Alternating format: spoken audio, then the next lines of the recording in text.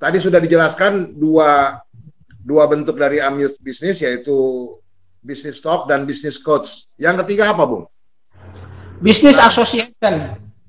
Bisnis association ini adalah awalnya kan kita nyaring nih, semua orang boleh ikut bincang bisnis. Nah, di bincang bisnis ini kemudian ada yang baru, ada yang sedang berjalan, ada yang sama sekali tidak pernah bermimpi untuk berbisnis gitu kan ya.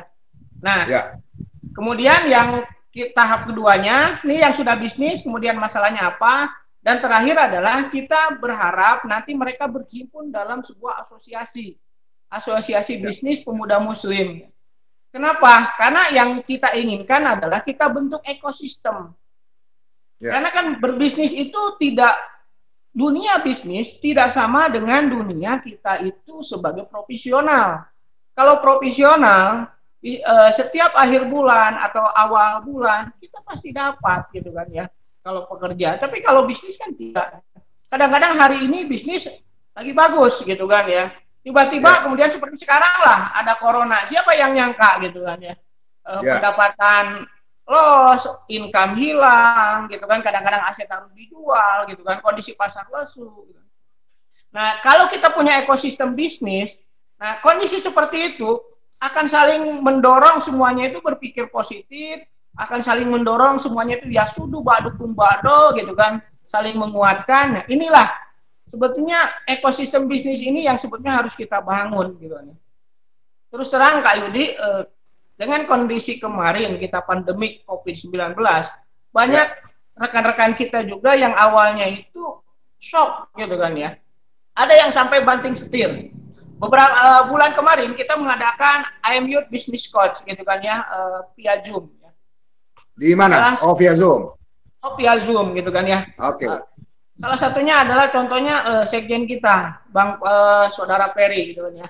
Awalnya beliau percetakan, kemudian karena kondisinya misalkan lesu, berpindah menjadi masuk ke alat-alat kesehatan gitu kan ya.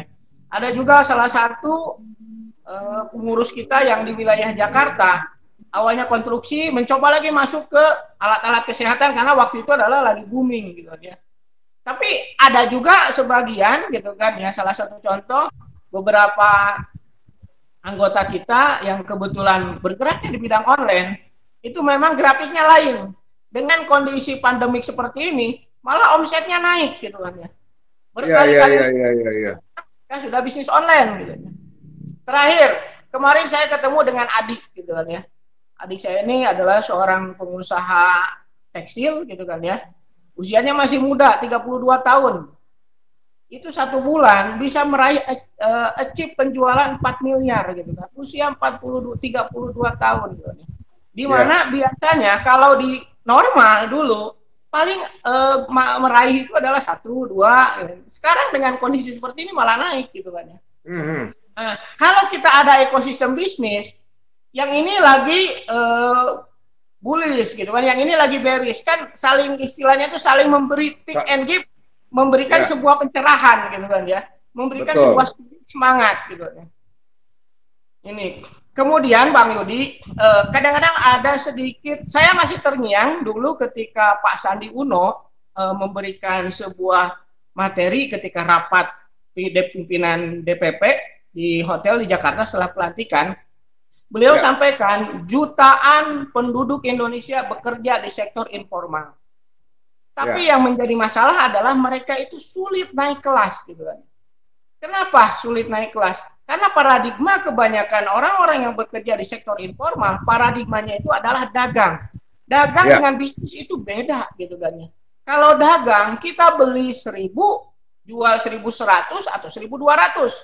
Kalau bisnis bisa saja kita beli 1.000, saat tertentu mungkin kita jual agak tipis dikit atau mungkin agak rugi dikit gitu kan. Tapi yang kita lihat adalah jangka panjangnya. Bagaimana brand kita bisa tumbuh, bagaimana misalkan selain brand awareness juga bagaimana kunjungan dan segala yang lain-lainnya pun sama. Nah, inilah yang sebetulnya yang kita coba sharing juga ke teman-teman gitu.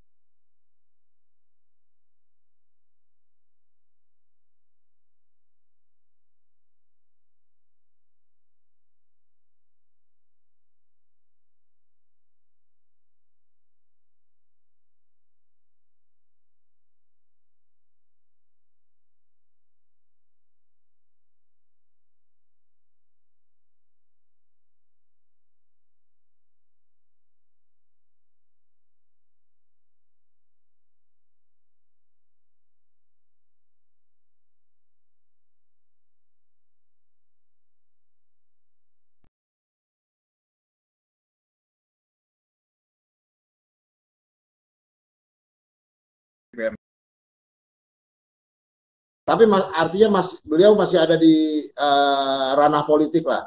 Begitu juga saya lihat di Sumatera Utara, ya kan, banyak kader pemuda Muslim ini jadi bupati, anggota DPRD, baik kabupaten kota maupun provinsi.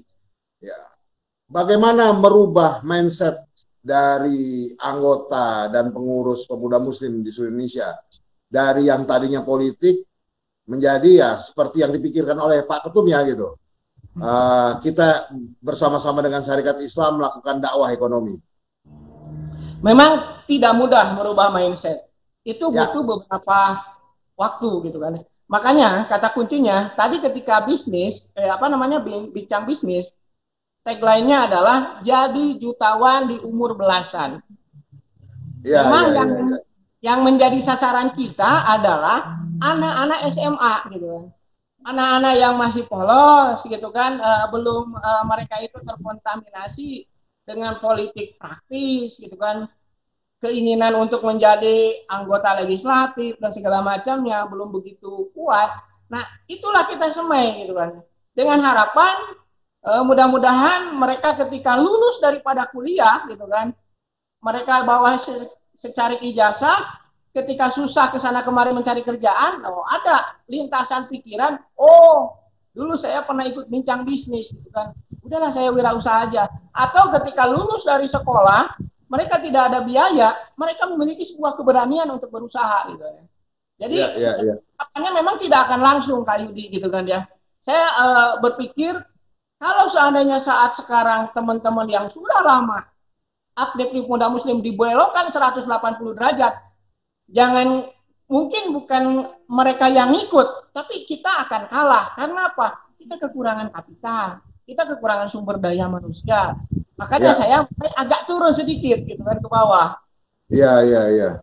Artinya membangun kesadaran itu untuk sama-sama dengan ya pangsa pasarnya diperluas gitu ya. Ya, betul. Ada kita yang SMA.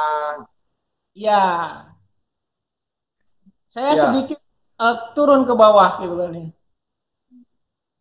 Oke. Lalu selain program Youth Business dengan Business Talk, Business Coach, serta Business Association, ada lagi hal-hal yang menjadi aktivitas pemuda Muslim kita sejak Anda terpilih jadi ketua umum? Kita pengkaderan ada kemarin. Pengkaderan tetap jalan ya? Ada, kita tetap jalan karena kan tidak semuanya juga mainstream atau framework dari teman-teman ini adalah bisnis gitu kan ya. Ada yang tetap kan di organisasi, kaderisasi, dakwah gitu kan. Kita tetap jalan. Di beberapa cabang tetap mengadakan kegiatan pengajian bulanan, ada yang mingguan, ada yang kaderisasi seperti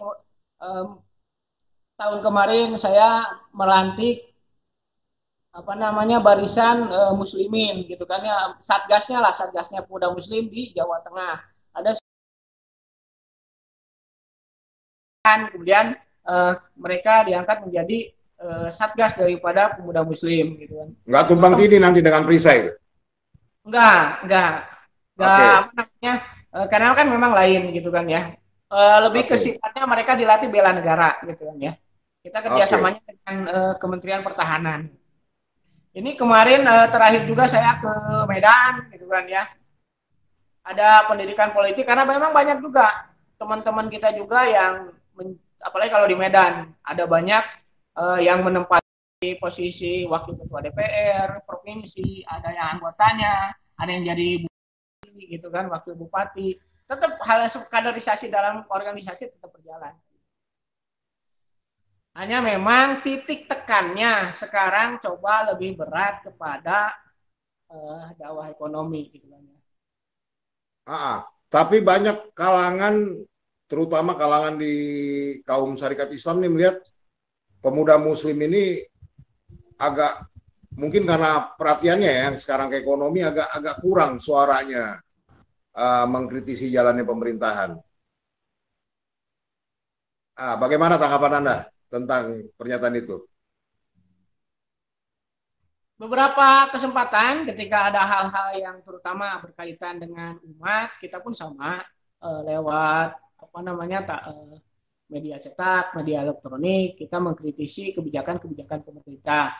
Salah satunya yang mungkin sekarang lagi hangat-hangatnya adalah tentang Undang-Undang HIP, Haluan Ideologi Pancasila. Di beberapa kesempatan webinar, Zoom dengan teman-teman seluruh ketua OKP, seluruh OKP Islam yang ada di Indonesia, saya sampaikan bahwa sebetulnya sekarang kenapa ini RUU HIP mereka munculkan, karena mereka merasa sudah kuat dari sisi ekonomi sudah direbut, gitu kan ya. Kemudian selain dari sisi ekonomi politik mereka sudah masuk, tinggal satu yang menjadi benteng. Yang menjadi bentengnya adalah ideologi Pancasila lewat itu, gitu kan ya. Nah, jadi yang menjadi poin adalah walaupun hari ini lebih banyak bergerak di dakwah ekonomi dengan berbagai aktivitas MYouth bisnisnya, pemuda Muslim tetap tidak bergeser sebagai organisasi pergerakan ya. Tidak bergeser. Kita tetap, saya secara rutin melakukan diskusi gitu kan ya. Kemudian ada webinar dengan teman-teman OKP yang lain gitu kan ya. Sama gitu kan ya. Kita juga, kemudian pemuda Muslim juga ikut menjadi salah satu anggota yang mengajukan judicial review tentang undang-undang penanganan COVID gitu kan ya. Di mana kita ikut menjadi salah satu anggota di KMPK. KMPK itu anggota Komisi Menegakkan Kedaulatan gitu kan ya, di bawah Pak Din Samsudin ya. Kita menjadi salah satu organisasi yang mengajukan judicial review. Nah, kemudian kita juga pemuda Muslim Indonesia saat ini sudah tergabung di APMI. APMI itu adalah Association Federation Muslim Youth gitu kan ya. Itu adalah sebuah asosiasi federasi OKP Muslim se-Asia ya. Ada sekitar 12 negara yang sudah tergabung, kita sudah masuk ke sana. Kita pun sudah masuk ke AINBNET gitu kan. AINBNET adalah Indonesia International Muslim Business Network gitu kan ya. Kita pun sudah gabung di sana. Itu di mana pusatnya itu? Pusatnya yang satu di Malaysia, yang satu lagi ada di Sri Lanka. Tahun kemarin kita kunjung ke Malaysia, kita mengadakan sebuah kegiatan, kalau di kita mah kayak kongres. Nah, tahun ini rencananya APMI ini ingin mengadakan kongres di Indonesia. Kemarin kebetulan presidennya sudah berkunjung juga ke Bandung, sudah jalan-jalan, melihat gitu kan ya, karena kebetulan presiden yang lama adalah orang Indonesia. Dan sekarang duduk menjadi salah satu anggota legislatif dari PKS. Oke, ditahan dulu Kang Irfan. Ini ada perintah dari redaksi bahwa VT-nya ternyata sudah bisa ditayangkan. Saya persilakan studio.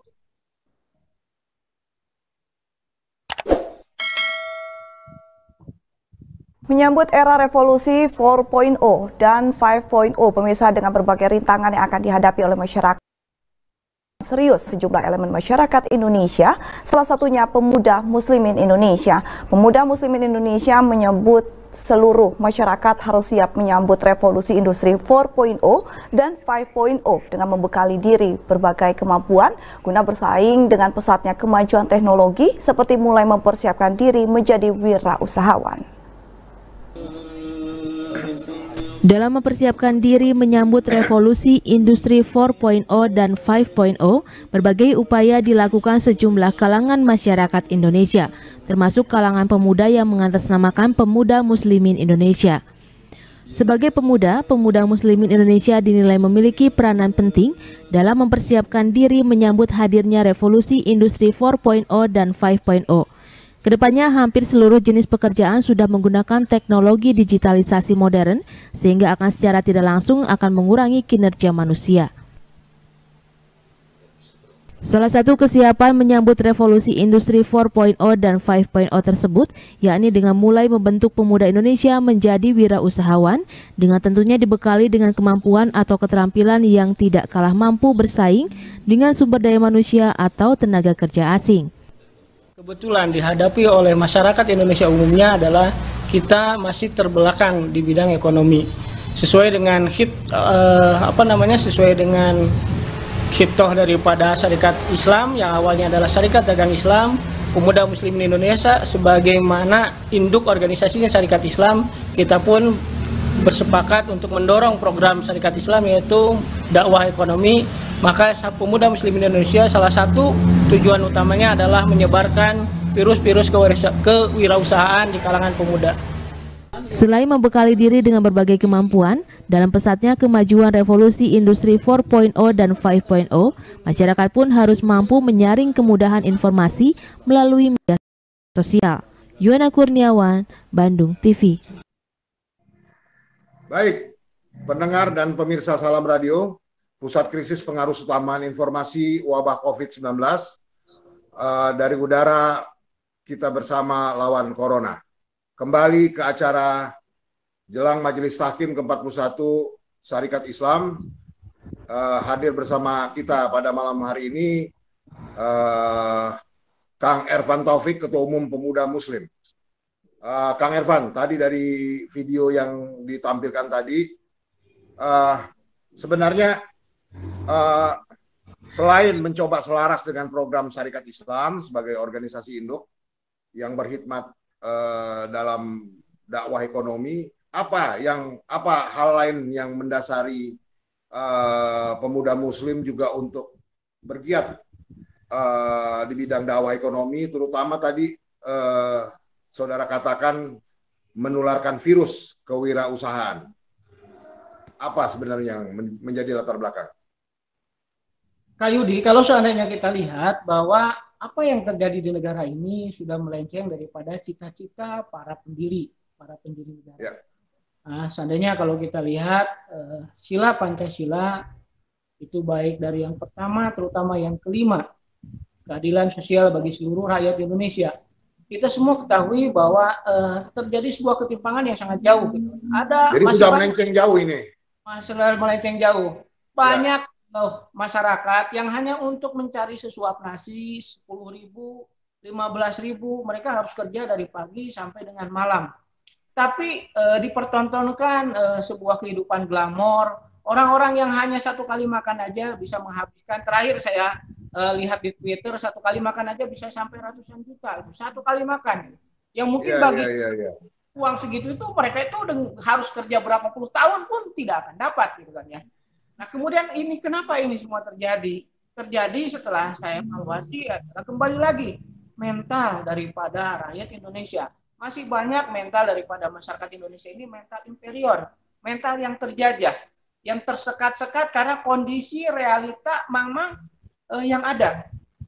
Realistis saat ini kita memang terbelakang. Kita harus ingat bagaimana dulu Hoscokro beliau sampai bunuh diri status sosial gitu kan ya. Kemudian beliau berbaur dengan masyarakat pada umumnya. Kemudian beliau menyuarakan. Kita semua tahu bagaimana itu self-bestur. Mungkin bagi orang-orang saat itu ketika Hoscokro berpidato bagaimana meminta hak kepada Belanda untuk berikan pemerintahan sendiri atau itu sebuah utopis gitu kan ya. Sebuah hayalan gitu. Nah, akan tetapi seorang Hoscokro itu adalah seorang pendobrak yang tidak begitu saja nyaman dengan kondisi realita yang terbelakang, terbatas. Nah, saat ini banyak daripada masyarakat kita itu mentalnya itu dibebani atau tersekat oleh kondisi-kondisi real yang ada. Apalagi zaman sekarang, ketika misalkan pengangguran di mana-mana, PHK terjadi di mana-mana, banyak perusahaan yang bangkrut. Kalau seandainya kita terus-menerus mendengarkan hal-hal yang negatif tersebut, kita akan larut. Gitu. Tapi kalau seandainya kita mau, gitu, kita berpikir lebih positif. Ketika satu pintu ditutup, cobalah beralih ke pintu yang lain. Jadi maksud Anda, kondisi sosial hari ini relatif lebih kurang sama dengan kondisi yang ada pada saat SI dipimpin oleh Hoscokro Aminoto? Betul. Sebetulnya sama, dalam kondisi yang sama, hanya zaman yang berbeda, gitu kan ya. Ya, dan disitulah Anda melihat pemuda Muslim harus berjuang di situ. Iya, gitu kan. Kenapa? Karena terus terang, saya memiliki sebuah kesimpulan, ketika kita mandiri secara ekonomi, ketika kita sudah settle secara penghidupan, kita tidak mudah tergadai, kita tidak mudah terbeli, gitu kan. Nah kan, kalau seandainya kita lihat beberapa berita, semua yang ditangkap itu bukan orang yang ece-ece. Mereka itu orang yang pintar, profesor, doktor gitu kan, anggota dewan gitu kan ya. Kenapa mereka bisa terbeli gitu kan? Karena secara kehidupan ekonominya mereka itu ketika masuk ke dunia politik belum settle gitu kan ya. Oke, Bung Ervan, dengan pandangan Anda yang seperti itu, apa visi Anda pemuda Muslim ke depan? Nah, sebetulnya visi saya seperti tadi, saya ingin menjadikan pemuda-pemuda Indonesia ini adalah mandiri. Sebagaimana pemuda yang mandiri ya. Pemuda yang mandiri gitu kan ya. Sehingga ketika misalkan pemuda-pemudanya mandiri, akan tercipta keluarga-keluarga mandiri. Ketika tercipta sebuah keluarga mandiri, masyarakat mandiri, di sanalah terjadinya kedaulatan gitu kan ya. Kenapa? Karena orang tidak mudah terbeli. Sekarang kita semua tahu gitu kan. Ketika terjadi kontestasi pemilu, suara itu kan terbeli dengan mudah gitu kan, dijual dengan murah. Sehingga menghasilkan pemimpin yang kadang-kadang tidak sesuai dengan keinginan para pendiri, keinginan masyarakat sendiri gitu kan ya. Nah inilah kenapa kemudian sekarang juga saya menyasar di umur belasan jadi jutawan di umur belasan. Semoga kita tanamkan di teman-teman yang masih muda ini, adik-adik kita yang muda ini, ketika mereka misalkan lulus atau ketika mereka kuliah, mereka sudah mulai berwirausaha, lepas daripada kuliah menjadi seorang pemuda usia 25-30, mereka sudah punya bisnis, sudah punya income yang lumayan gitu kan ya. Ketika masuk ke dunia politik pun, benar-benar mereka berpolitik itu bukan untuk memperkaya diri sendiri ya, tapi betul-betul ingin menyuarakan aspirasi daripada rakyat. Ini gitu kan ya. Oke. Baik. Pendengar dan pemirsa, waktu sudah tidak terlalu lama lagi. Ada 2 pertanyaan terakhir mungkin yang bisa saya sampaikan kepada Kang Ervan Taufik, Ketua Umum Pemuda Muslim. Yang pertama, dari segala aktivitas yang Anda lakukan bersama Pemuda Muslim, tentu saja tujuannya untuk memajukan syarikat Islam.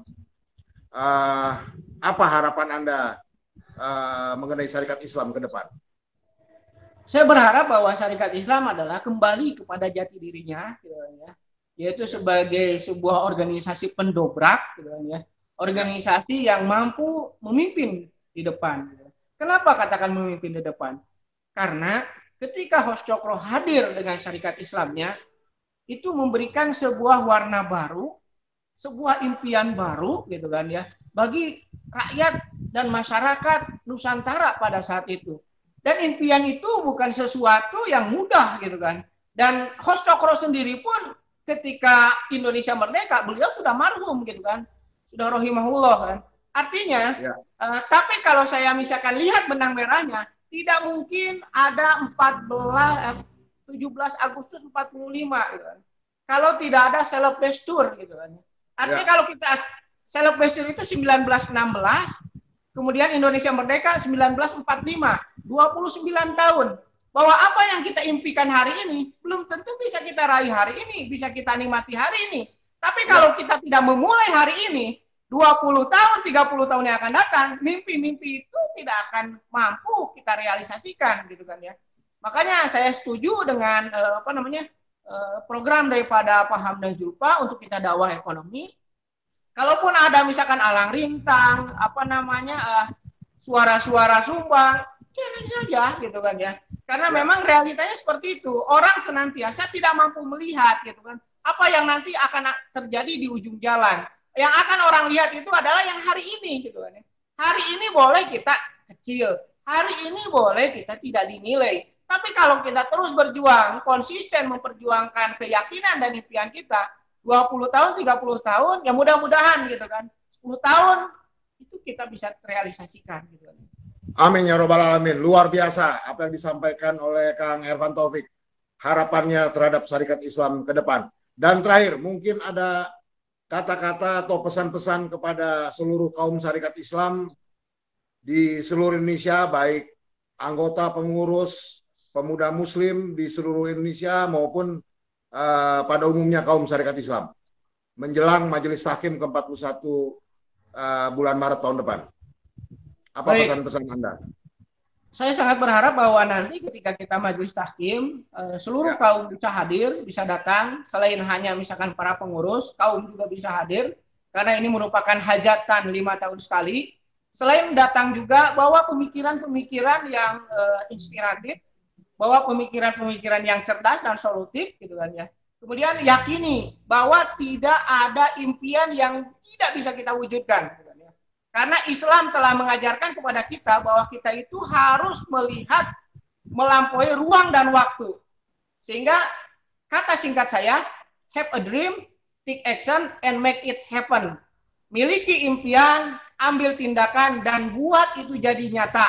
Mudah-mudahan kalau hari ini slogan dakwah ekonomi, 10 tahun, 20 tahun yang akan datang, banyak konglomerat daripada syarikat Islam menjadi sebuah konglomerasi yang sangat besar, gitu kan ya, yang tidak hanya misalkan NU dan Muhammadiyah, tapi syarikat Islam berada sejajar, bahkan mungkin lebih besar dari kedua saudaranya itu, gitu kan ya. Miliki keyakinan itu dan sama-sama ayo kita wujudkan itu, gitu kan. Luar biasa. Demikian pendengar dan pemirsa Salam Radio, bincang-bincang kita dengan Kang Ervan Taufik, Ketua Pemuda Muslimin Indonesia. Selamat dan sukses terus Pemuda Muslim. Semoga makin jaya di masa-masa yang akan datang. Amin. Terima kasih Kak Yudi. Ya, demikian para pendengar dan pemirsa Salam Radio, Pusat Krisis Pengarus Utamaan Informasi Wabah COVID-19 dari udara bersama kita lawan Corona. Acara kita jelang Majelis Tahkim ke-41 Syarikat Islam bersama Ervan Taufik, Ketua Umum Pemuda Muslimin Indonesia. Dan sebelum menutup acara, saya tidak bosan-bosannya untuk mengingatkan Anda semua agar tetap terus pada program ini setiap hari Senin dan hari Kamis pada pukul 19 sampai 19.45. Dan acara ini merupakan hasil kerjasama antara Salam Radio dengan Panitia Nasional Majelis Tahkim ke-41 Syarikat Islam. Dan bagi Anda yang memantau acara ini melalui YouTube channel, jangan lupa untuk like, subscribe, dan share acara ini. Wassalamualaikum warahmatullahi wabarakatuh.